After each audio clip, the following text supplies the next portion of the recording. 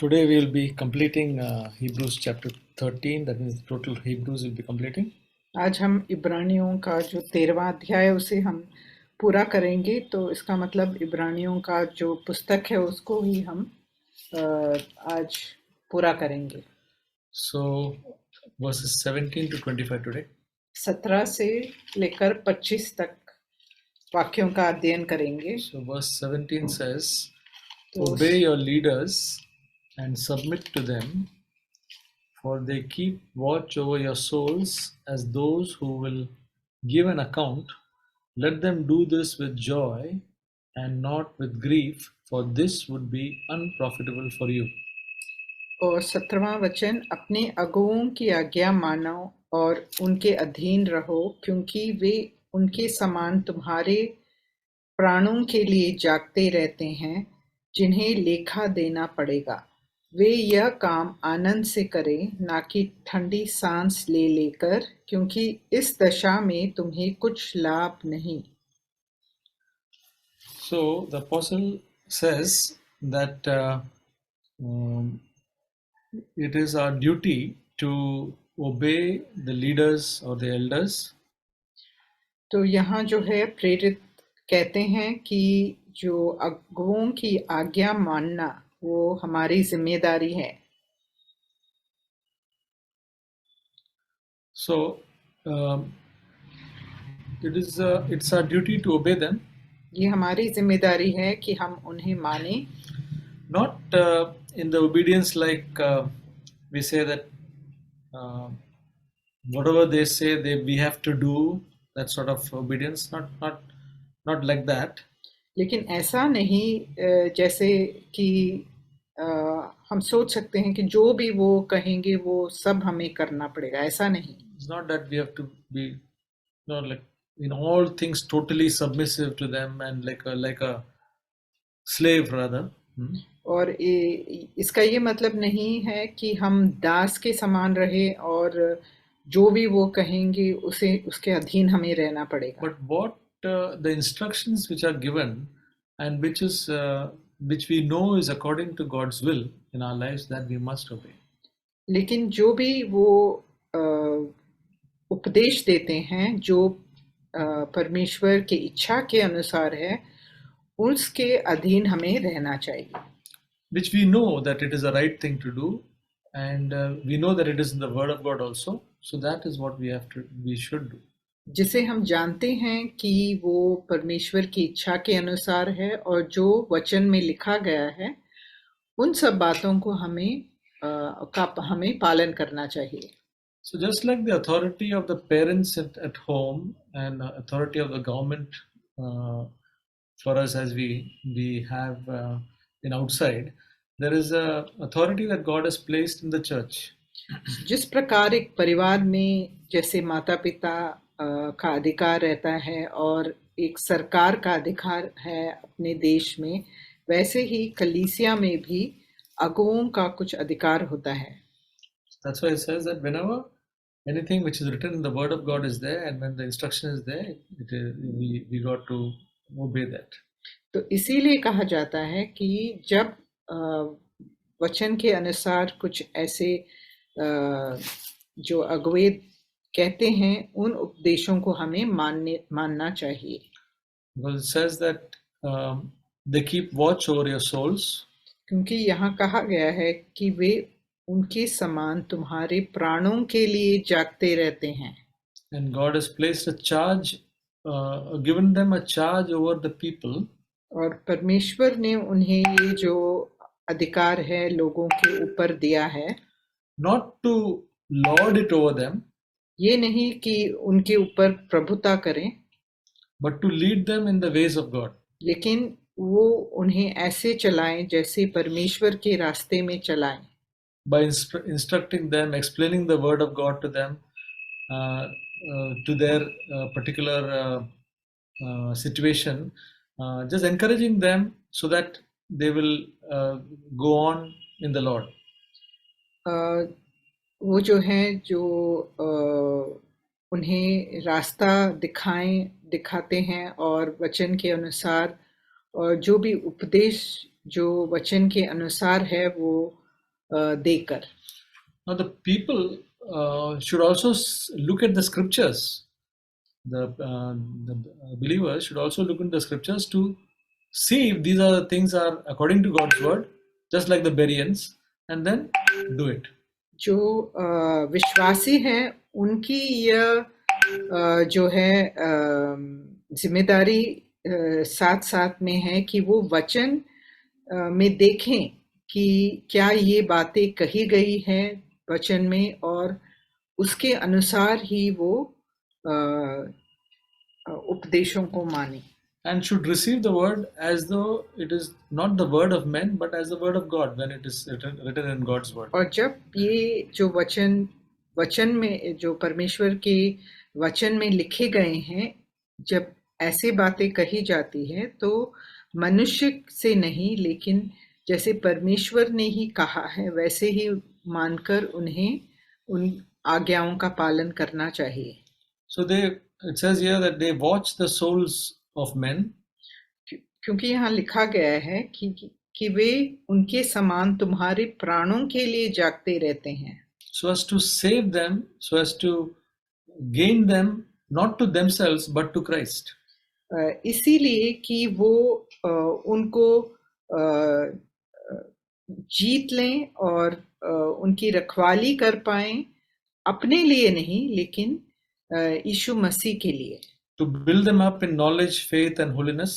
कि वो उनको जो है उनको ऐसे प्रगति दिलाएं कि वो वचन में और knowledge, faith and holiness, वो ज्ञान में और जो पवित्रता में और ऐसे वो आगे बढ़ पाएं। So they have to watch everything which will be hurtful to them, their spiritual life, and even warn about some dangers and devices of Satan. That is the work that the elders can do.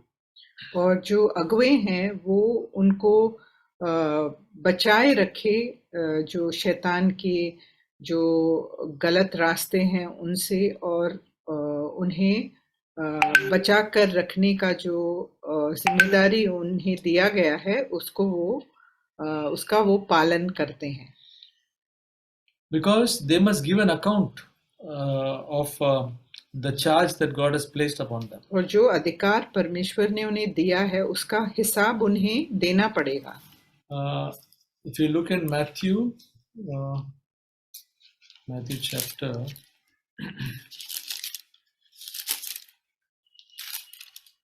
Matthew chapter 24. मत्ती का 24वां अध्याय verse 45. उसका 45वां वचन। So the elder is a servant of God. जो अगुवे हैं वो परमेश्वर के दास हैं, or a slave of the Lord. या वो परमेश्वर के दास हैं या सेवक हैं। Verse 45 says, "Who then is the faithful and sensible slave whom his master put in charge of his household to give them their food at the proper time?" अतः वह विश्वास योग्य और बुद्धिमान दास कौन है जिसे स्वामी ने अपने नौकर चाकरों पर सरदार ठहराया कि समय पर उन्हें भोजन दें। So then, when God gives us a task, God also expects us to do the work well. जब परमेश्वर हमें कोई जिम्मेदारी सौंपते हैं तो वो चाहते भी हैं कि हम विश्वास योग्यता के साथ उसको पूरा करें। Acts chapter 20 says in verse 26, प्रेरितों का पुस्तक 20वां अध्याय और 26. उसका verse 20 verse 26 का 26वां वचन। Therefore I testify to you this day that I am innocent of the blood of all men.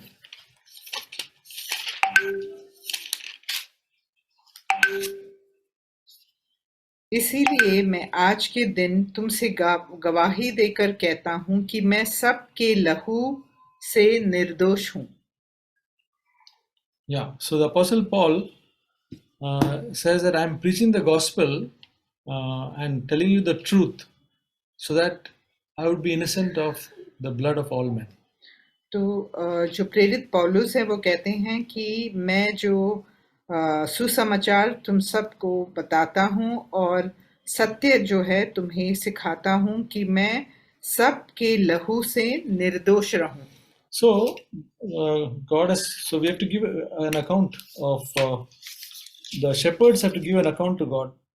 क्योंकि जो चरवाए हैं या अगुए हैं उन्हें परमेश्वर को हिसाब देना पड़ता है। So whether anybody has been lost through any neglect of theirs, क्या कोई ऐसा भेड़ बकरी है जो खो गया है, रास्ते से भटक गया है क्योंकि उनका जो है अच्छी तरह देखभाल नहीं किया गया है, or whether any of them have been brought closer to the Lord and growing up in the Lord.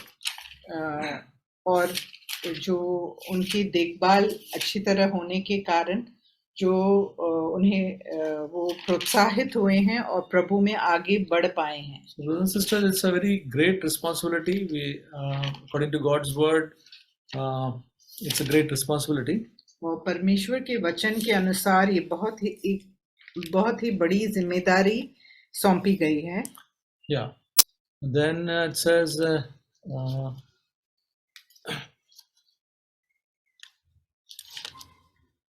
So then let us go to the next verse, verse 19. और आगे जो है हम verse 18. 18 वचन को देखेंगे। Pray for us, for we are sure that we have a good conscience, desiring to conduct ourselves honorably in all things. हमारे लिए प्रार्थना करते रहो क्योंकि हमें भरोसा है कि हमारा विवेक शुद्ध है और हम सब बातों में अच्छी चाल चलना चाहते हैं। So brothers and sisters, when we say about obeying the elders, each one of us have got an elder. जब हम कहते हैं कि अपने अगुओं के लिए प्रार्थना करें तो इसका अर्थ ये भी है कि हम हर एक के ऊपर एक अगुआ है। So we are all under authority. और हम सब किसी के अधीन हैं। So the elders have got an elder above them. जो अगुए हैं उनका भी अपने ऊपर कोई दूसरा अगुआ होता है। So this is a message for all of us. ये जो है हम सब के लिए एक उपदेश है। So to be in submission and to obey the leaders whom God has placed over us is a thing for all of us. जो भी यहाँ कहा गया है कि आज्ञा मानो और अधीन रहो, ये जो बातें कही गई हैं ये हम सब के लिए है। So the message which I'm sharing today, I've taken a lot of help from a commentary by Matthew Henry. ये सब बातें जो मैं आप लोगों को बता रहा हूँ इसके लिए मैंने एक कमेंट्री का जो है सहायता भी लिया है जिसको मैथ्यू हेनरी ने लिखा है। And reading through these, I found a great need in my own life. तो जब मैंने इसको पढ़ा तो मैंने अपने खुद के जीवन में ऐसी जो है कमियां पाई। So verse 18 says, "Pray for us. We are sure we have a good conscience, desiring to conduct ourselves honorably in all things." और इस वचन में कहा गया है कि हमारे लिए प्रार्थना करते रहो क्योंकि हमें भरोसा है कि हमारा विवेक शुद्ध है और हम सब बातों में अच्छी चाल चलना चाहते हैं। So the apostle who wrote this Hebrews, he's saying that pray for us. तो जिन्होंने इब्रानियों का पुस्तक लिखा है उस प्रेरित ने लिखा है कि हमारे लिए प्रार्थना करो। So all the shepherds and elders require a lot of prayer. जो सब अगुए और जो चरवाह होते हैं उन्हें बहुत सारी प्रार्थना की जरूरत है।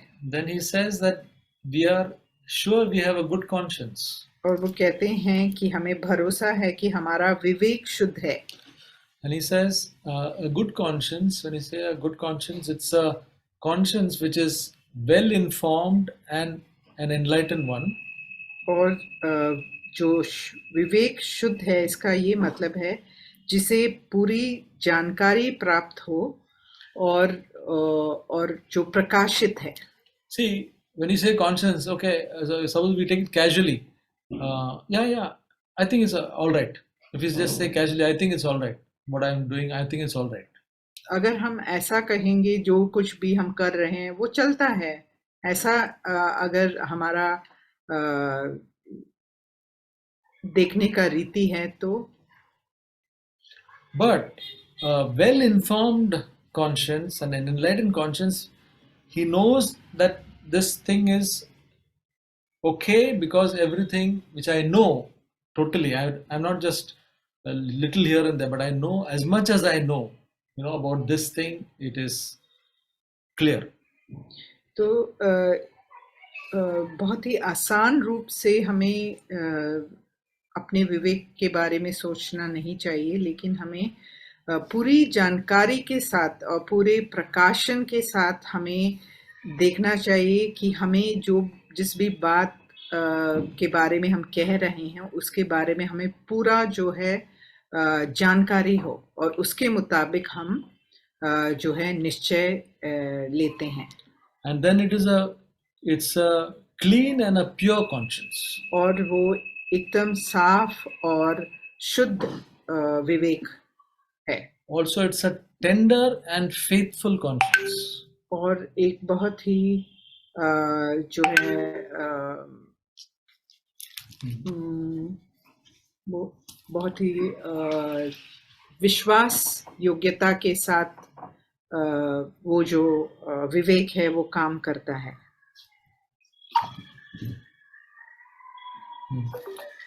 So, and this conscience is testifying for us and not against us. ये जो विवेक है वो हमारे पक्ष में बोलता है और हमारे विरुद्ध में नहीं बोलता है. A good conscience towards God and towards man. और मनुष्य के प्रति और लोगों के प्रति. So, the Apostle Paul says, pray for us because we are sure that we have a good conscience. और प्रेरित कहते हैं कि हमारे लिए प्रार्थना करो क्योंकि हमें भरोसा है कि हमारा विवेक शुद्ध है. And the next thing is that we have a desire to conduct honestly and sincerely in all things. और दूसरी बात ये है कि हर बात में हम विश्वास योग्यता के साथ और शुद्धता के साथ चाल चलना चाहते हैं. Especially in the ministry. और जो है वो भी सेवकाई के बातों में. So those who have a good conscience need the prayers of the brothers and sisters. और ऐसे लोग जिनके विवेक शुद्ध हैं उन्हें जो है भाइयों और बहनों की प्रार्थना की जरूरत है.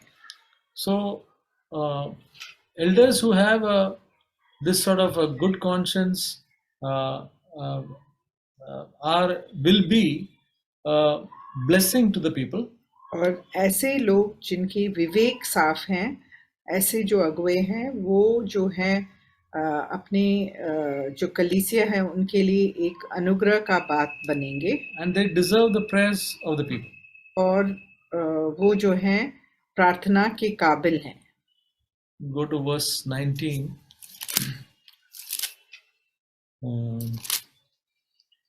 And I urge you all the more to do this, that I may be restored to you the sooner.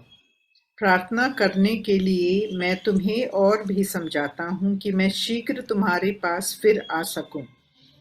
So another reason for his request for their prayer is that he would be able to meet them in God's time as soon as possible. और एक दूसरी कारण जिसके कारण वो कहते हैं, प्रेरित कहते हैं कि मेरे लिए प्रार्थना करो, इसीलिए है कि वो शीघ्र ही उनके पास जाकर उनसे मिल सके. So when the shepherds come to God's people as a result of their prayer, then that will be great satisfaction to the shepherds as well as to the people. और जब प्रार्थना के कारण जो है जो अगुवे हैं अपने लोगों के पास वो जाते हैं तो वो जो है उनके लिए एक प्रोत्साहन का स्रोत बन जाता है. Verse 20, now the God of peace, who brought up from the dead the great shepherd of the sheep through the blood of the eternal covenant, even Jesus our Lord.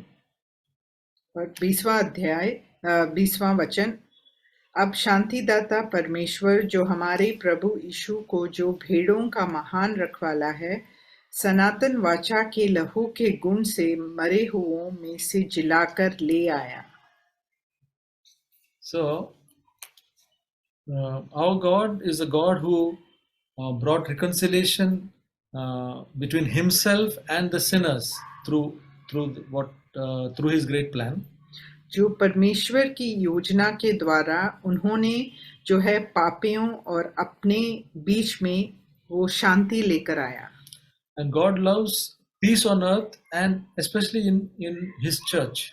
और परमेश्वर जो है वो इस संसार में शांति चाहते हैं और उससे भी बढ़कर अपनी कलीसिया में वो शांति चाहते हैं. And for our reconciliation, He brought up Jesus from the dead. और हमारी उस जो शांति के लिए वो यीशु मसीह को जो मरे हुओं में से जिलाकर वो ले आए. Jesus rose up for our justification. और वो हमें जो है धर्मी ठहराने के लिए वो जिलाए गए. And this resurrection power is able to help us in all our need. और ये जिलाने वाला जो सामर्थ्य है वो हमारे हर जरूरत को पूरा कर सकता है. So Jesus is the great shepherd. जो यीशु मसीह है वो महान जो रखवाला या चरवाह है. And then He has got other smaller shepherds under Him in the churches. और उनके अधीन जो कलीसिया में और भी ऐसे अगुवे, छोटे अगुवे और छोटे जो चरवाह हैं वो उनके अधीन हैं. And Jesus cares for every member of His flock. और हर एक सदस्य के लिए वो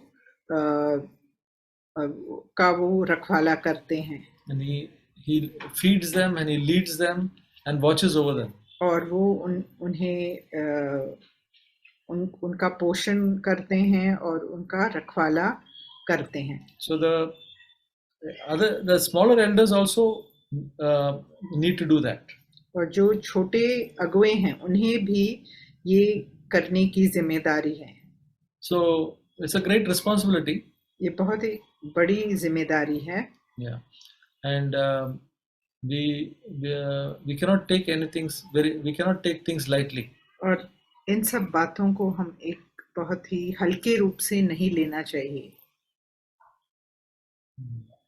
And then it says that through the blood of the eternal covenant, that is when Jesus' blood was shed on Calvary, that was the blood of the eternal covenant whereby we were that blood sealed that covenant between God and man. और आगे कहा गया सनातन वाचा के लहू, तो इसका मतलब जो लहू यीशु मसीह ने क्रूस पर बहाया उसके कारण जो है वो वाचा जो है वो हमेशा के लिए वो स्थापित हो गया. Verse 21 is a wonderful encouragement for us. और जो 21वां वचन वो हमारे लिए हमें बहुत प्रोत्साहन देता है. It is actually 20 and 21 are together. जो 20वां और 21वां वचन जो है साथ में है. That God is the one who will equip us in every verse 21 says, equip you in every good thing to do His will, working in us that which is pleasing in His sight through Jesus Christ, to whom be glory forever and ever. Amen. तुम्हें हर एक भली बात में सिद्ध करे जिससे तुम उसकी इच्छा पूरी करो और जो कुछ उसको भाता है उसे यीशु मसीह के द्वारा हम में उत्पन्न करे, उसी की महिमा युगान युग होती रहे. आमीन. So God in the new covenant it says in this verse that God equips us in every good thing to do His will. तो इस वचन में कहा गया है कि जो परमेश्वर है वही हमें जो है हमारे अंदर जो है यीशु मसीह के द्वारा ऐसी बातों को उत्पन्न करता है कि हम सिद्ध हो जाए। And it says, working in us that which is pleasing in His sight. और ये कहा गया है कि उसकी इच्छा पूरी करने के लिए वो हमारे अंदर ऐसी बातों को उत्पन्न करते हैं। So, brothers and sisters, this is a wonderful thing that God is working within our lives to so that we will be pleasing to Him. ये एक बहुत ही अद्भुत बात है कि परमेश्वर ही हमारे अंदर वो कार्य करते हैं कि हम उनकी इच्छा को पूरी कर सकें। Also, God is working in us so that we will do His will. और परमेश्वर हमारे अंदर ऐसे कार्य करता है कि हम उनकी इच्छा को पूरा करें। We go through some difficult situations and difficult decisions, but the one who helps us to do God's will is God Himself. हमें कुछ ऐसे कठिन परिस्थितियों का सामना करना पड़ता है, लेकिन परमेश्वर ही है जो हमारे अंदर कार्य करता है कि जिसके कारण हम जो है उनकी इच्छा को पूरा कर सकते हैं। Sometimes we may not desire to do a particular thing. कभी-कभी हमारी इच्छा नहीं होती है कि हम कुछ ऐसी बातें करें, Because it seems painful to us or difficult for us. क्योंकि वो हमारे लिए मुश्किल की बात है। But we know that would be the right thing to do. लेकिन हम जानते हैं कि ये बात जो है ये बात ठीक बात है। But it is God who is enabling us to do that very thing, which is according to His will. तो ऐसी परिस्थिति में भी परमेश्वर जो है वो हमें मदद करते हैं कि हम जो उनकी इच्छा के अनुसार हम कार्य कर सकें। So it's a wonderful gospel that we have got. तो ये बहुत ही अच्छी सुसमाचार हमें मिली है। When we have God working for us, it's a wonderful thing. और जब परमेश्वर ही हमारे लिए कार्य कर रहे हैं, All we have to do is to agree with Him. हमें सिर्फ जो है जो परमेश्वर चाहते हैं उससे हमें अपने दिल में मान लेना चाहिए। And then He will give the grace and strength to do that. और परमेश्वर ही हमें अनुग्रह और शक्ति देता है उसे पूरा करने के लिए। So this will be all for our own good. और ये सब बातें जो हैं हमारी भलाई के लिए ही होगा। Verse 22 it says, we'll read from 22 to 25. हम 22 से 25 तक पढ़ेंगे। But I urge you, brethren, bear with this word of exhortation, for I have written to you briefly. Take notice that our brother Timothy has been released, with whom if he comes soon I shall see you. Greet all your leaders and the saints. Those from Italy greet you. Grace be with you all. हे भाइयों, मैं तुम से विनती करता हूँ कि इस उपदेश की बातों को सह लो, क्योंकि मैंने तुम्हें बहुत संक्षेप में लिखा है। तुम्हें यह ज्ञात हो कि तिमुथियुस हमारा भाई छूट गया, और यदि वह शीघ्र आ गया तो मैं उसके साथ तुमसे भेंट करूंगा। अपने सब अगुओं और सब पवित्र लोगों को नमस्कार कहो। इटली वाले तुम्हें नमस्कार कहते हैं। तुम सब पर अनुग्रह होता रहे। आमीन। So here it says that brother Timothy has been released, when he comes,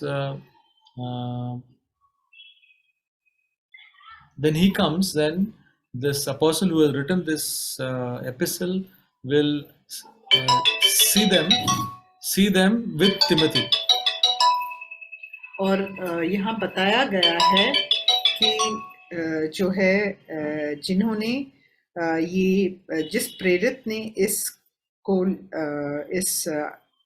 पुस्तक को लिखा है, वो जो है तिमुथियुस जो कारीगर में था, वो जो है उसे छुटकारा मिला है, और जब वो आएगा तो उनके साथ ये जो प्रेरित है वो भी साथ साथ आएंगे। So Timothy was also put in prison, like Apostle Paul. तिमुथियुस जो है वो कारीगर में बंदीगृह में वो डाला गया. It shows that how much he was devoted to the Lord. During those days, people would be persecuted so much, so he was also put in prison. तो हम जानते हैं कि उन दिनों में जो हैं जो विश्वासी लोग थे वो बहुत सताए जाते थे, और यहाँ हमें पता चलता है कि तिमुथियुस भी बंदीगृह में डाला गया था. But after the prison sentence, he was released. और उस समय कुछ समय के बाद वो छूट गए. Yeah. Then it says, greet all the leaders and saints, and then finally it says, grace be with you all. और वो कहते हैं कि सब अगुओं और सब पवित्र लोगों को नमस्कार कहो, और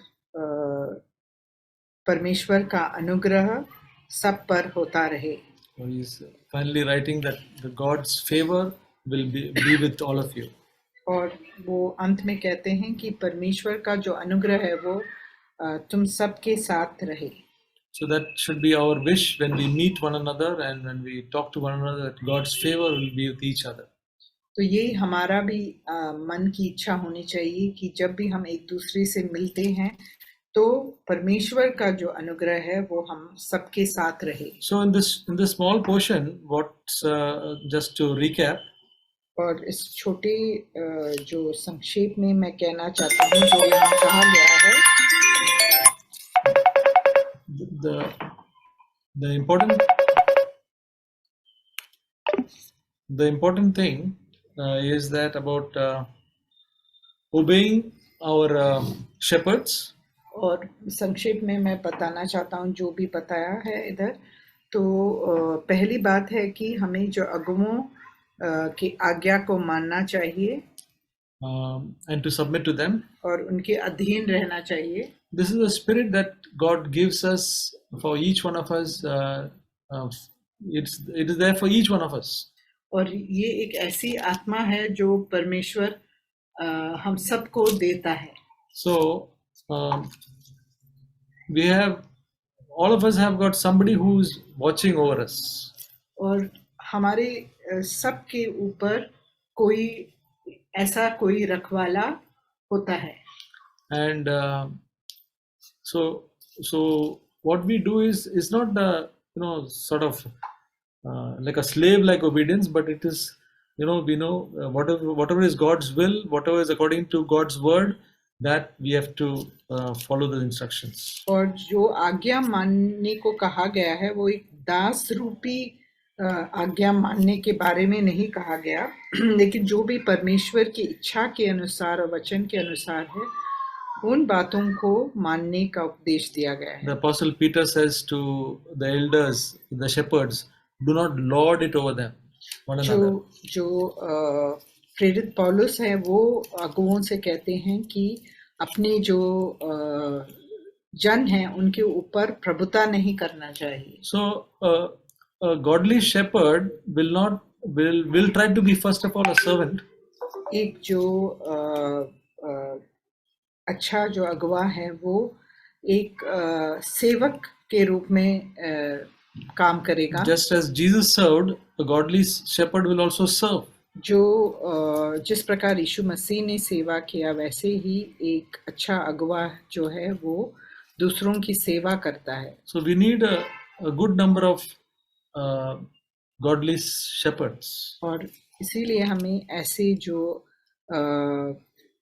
भक्ति से भरे हुए ऐसे जो अगुए हैं और रखवाले हैं इनकी जरूरत है. Then he speaks about the shepherd having a good conscience. और दूसरी बात है कि जो अगुए हैं उनकी जो है अच्छी जो है विवेक, साफ विवेक के बारे में कहा गया है. So that's a very important thing. वो बहुत ही महत्वपूर्ण बात है. Yeah, and the shepherds need prayers. और उन्हें जो है अगुओं को जो है प्रार्थना की जरूरत है. Apostle Paul also has said to pray for him. प्रेरित पौलुस भी कहते हैं कि हम मेरे लिए प्रार्थना करो. And this writer of Hebrews, we do not know who the writer is, but he also said pray for us. और जिस प्रेरित ने इस इब्रानियों का पुस्तक लिखा है, वो भी कहते हैं, हम जानते नहीं किसने लिखा है, लेकिन वो भी कहते हैं कि मेरे लिए प्रार्थना करो। So we must pray for as many shepherds that we know about, and we must pray for them. और जितने भी अगुए हैं और जो चरवाह हैं जिन्हें हम जानते हैं, हम उन सब के लिए हमें प्रार्थना करना चाहिए। Yeah, so this is what is Hebrews chapter 13 we have completed. और आज हमने जो है 13वां जो अध्याय है इब्रानियों का, उसे हमने पूरा किया है। Now we will go to another book. We have finished Romans and Hebrews, the difficult books. Romeo और इब्रानियों दो पुस्तकों को हमने पूरा किया है, जो थोड़ा बहुत कठिन पुस्तक है। So the next one could be Corinthians. और अगला जो पुस्तक हम करेंगे वो कुरिन्थियों का पुस्तक हो सकता है। We will be deciding on it this week. और इस हफ्ते में हम इस पर फैसला करेंगे। Yeah. So let's pray for that also. So we will take up the next book. और जो अगला जो पुस्तक का अध्ययन भी हम करेंगे। I hope these studies are of help to all of us. और मैं मानता हूँ कि ये जो हमने अध्ययन किया, ये हम सब के लिए सहायक रहा। For me personally, to study with the commentaries and all, it's a great help. मेरे खुद के बारे में अगर मैं कहूँ, जो मैंने कमेंट्रियों के साथ जो अध्ययन किया, ये मेरे लिए बहुत ही लाभदायक रहा। So may God bless and help us to know the Word of God and apply it to our lives. हम परमेश्वर के वचन को जानें और उसे अपने प्रायोगिक जीवन में हम उसको लागू करें। So that we'll be strong in our spiritual life and be kept away from deception. और ताकि हम जो है अपने जो आत्मिक जीवन में हम स्थिर रहें और इधर उधर जो है ना भटकें। Okay, brother. 13वां अध्याय और 17वां वचन बहुत हर एक कलीसिया में हर एक भाई बहन के लिए एक महत्वपूर्ण वचन है ये। Maishwaran and Tirumala is there, so we'll translate. There are a few verses which have been a great encouragement to me. So verse 17 कलीसिया में हर एक भाई बहन के लिए एक महत्वपूर्ण वचन है। जो the 17th verse is very important for every brother and sister in the fellowship. So वहाँ पर लिखा है कि ये सिर्फ एक जो अगुवा के नीचे है सिर्फ उनके लिए नहीं लिखा गया है। So ये बताया गया है कि सबके ऊपर एक अधिकारी है। So what is written here is not only for the leaders, but it's written that there is a leader over every person. So Romans का किताब में लिखा है कि कई बार प्रभु कुछ बुरी राज को भी खड़ा करता है, लेकिन वो बुरी राज भी परमेश्वर के अधिकार से आया गया है। In the book of Romans, we see that it's mentioned that there are governments which have been placed over us, and those governments may not be good governments, but even those are placed over us by God. और परमेश्वर को वचन में कहता है कि उन अधिकारियों का भी आप अधीन रहना सीखना चाहिए। And God tells us that we have to learn to submit even to such governments. अगर परमेश्वर एक संसारिक अधिकारी के आज्ञाओं को अधीन रहने के लिए हमें उत्साहित करता है, तो एक आत्मिक अधिकारी जो कलीसिया में है उससे हम कितना अधिक अधीनता में रहना सीखना चाहिए। The Lord is encouraging us to be submissive to the worldly powers that are there, then how much more we should be submissive to the spiritual authority that God has placed over us. क्योंकि वचन में लिखा है कि जो अगुआ है एक दिन हम आप सभी के लिए एक लेखा देना होगा परमेश्वर को।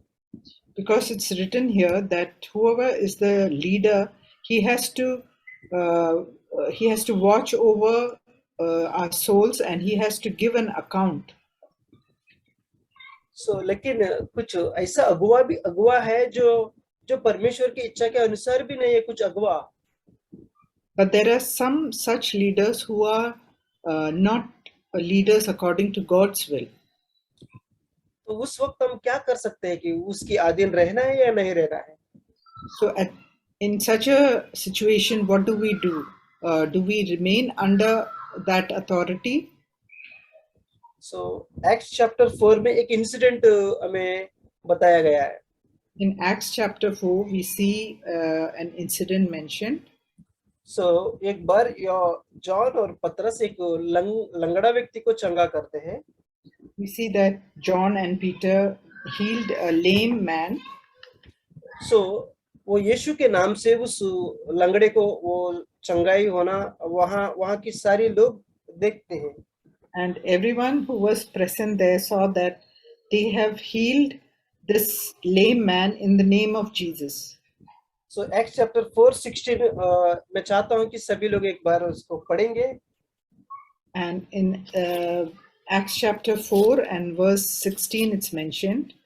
And जैसा उस लंगड़ा चंगा हो गया तो वहां पर कुछ अधिकारी लोग आकर वो लोग ने इकट्ठा होकर पतरस और यूहन्ना के विरुद्ध कुछ योजना बनाते हैं। 16वां वचन 4:16 and verse 16 we see that the leaders of that place, they gather together and they are scheming against Peter and John. वो लोग कहते हैं या ओके या हो गया। वहां पर वो अधिकारी लोग कहता है कि हम लोग क्या करेंगे, क्योंकि जो अद्भुत कार्य यहाँ पर हुआ है वो यीशु के नाम से हुआ है।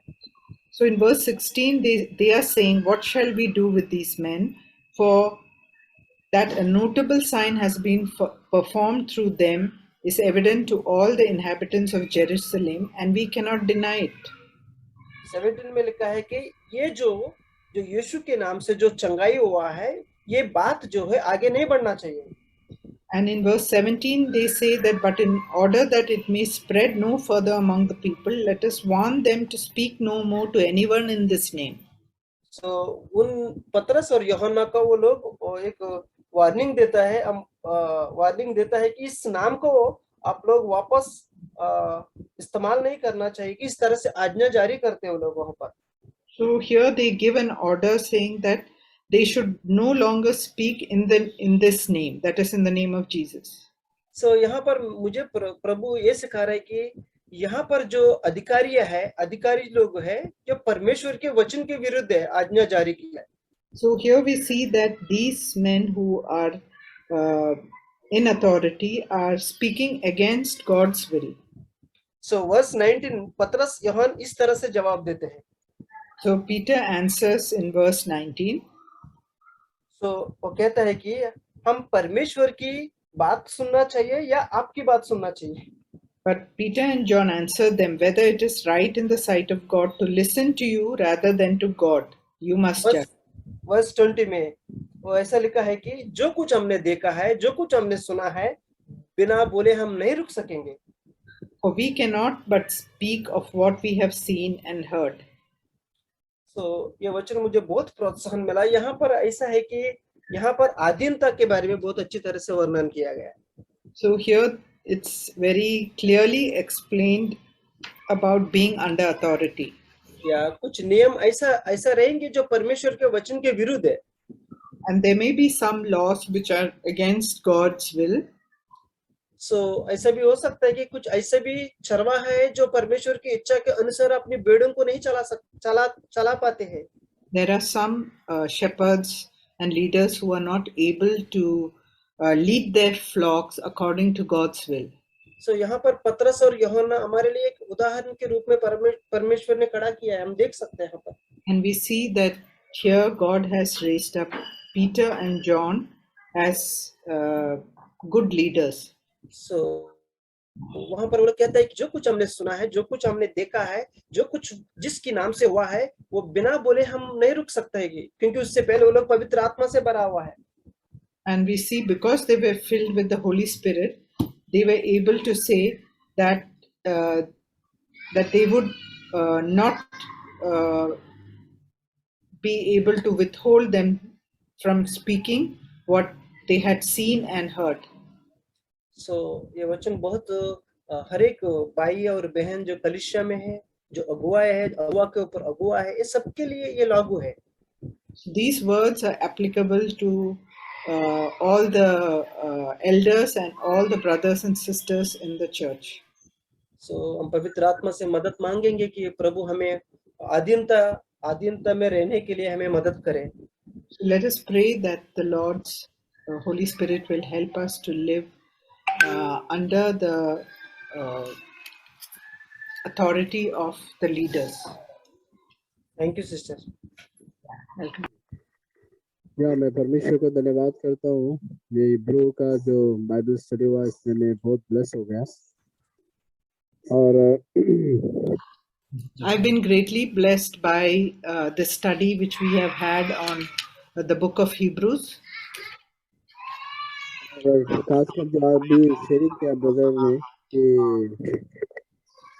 अपना स्पिरिचुअल लीडर के अधीन में रहने का, And especially what was shared today about obeying the leaders and submitting to them. और ये चीज मैं हार्टफुली मैं इसको ओबे करना चाहता हूँ, मेरा इच्छा है।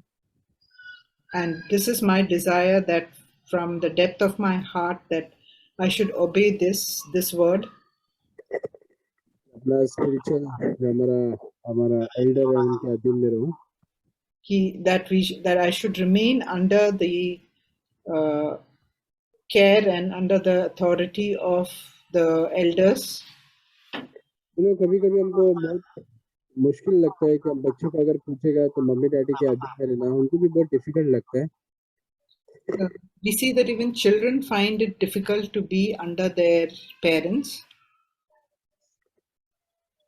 तो लेकिन वचन में लिखा है कि अगर मम्मी डैडी का अगर अधीन में रहेगा, उनको ओबे करेगा, हमारे साथ क्या होगा? अच्छा ही होगा। But we see that the word of God says that if we live under the obedience to our father and mother, it will go well with us. मैं ये गवाही दे सकता हूँ कि मेरे साथ भलाई हुआ जब मैंने अपने अगुवाई के अधीन में था। I can say that I have been blessed because I have remained under the authority of the brothers and sisters, the brothers in authority. तो हमको ये सीखना चाहिए कि हम अपने स्पिरिचुअल जो हमारी अगुवाई एल्डर उनके अधीन में रहने के लिए। So this should encourage us to be to live under the authority of our elders. कभी-कभी हमको हम सोचते कि अरे बहुत हमको कभी-कभी नॉलेज है, कभी-कभी हमको ज़्यादा पता है, बट कभी-कभी हमारा मैं सोच रहा था कि मेरा डैडी खुद जो मेरा डैडी है, बट लेकिन परफेक्ट नहीं है, बट वो गॉड ने उनको अथॉरिटी दिया परमेश्वर ने, तो सेम एग्जैक्टली गॉड ने हमारा एल्डर का अथॉरिटी दिया हमारे ऊपर जो रिस्पॉन्सिबल है, इसीलिए हमको उसके अधीन होना है, हमको सीखना उनके अधीन रहने का। So just like we feel at sometimes that we know a lot and we have a lot of knowledge, we see that our parents, though they may be imperfect, God has given them the authority over us. And in the same way, we may not want to, but if we submit to our elders, it will go well with us. तो मैं प्रभु को धन्यवाद करता हूँ कि प्रभु इस तरह का करने के लिए हम सभी को मदद करे।